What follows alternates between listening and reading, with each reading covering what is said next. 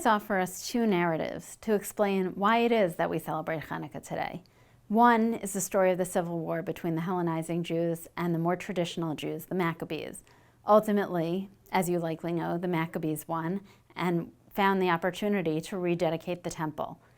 The second story, the one the rabbis chose to include in the Talmud, is actually the one I want to talk about. It's the one where we learn about the oil. The Maccabees found one small vessel of oil. It was only supposed to last a day.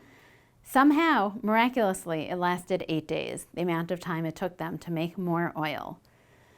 I believe the rabbis chose this story because the story about the war is one that only breeds more fighting.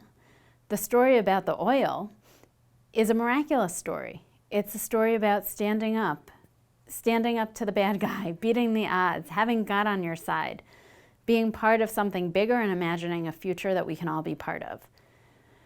I learned a lot about the importance of stories through community organizing training.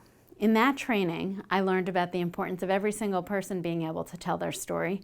And then through looking at and analyzing those stories, seeing similarities, that's when we were able to figure out what was the story of us.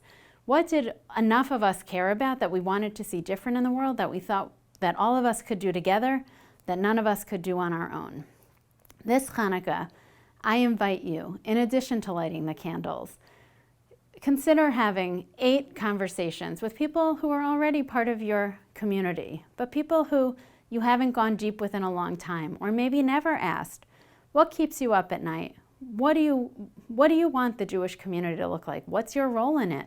What would you fight for? How do you see yourself in the Hanukkah story? Nobody's ever been Jewish before in Kislev of 5776.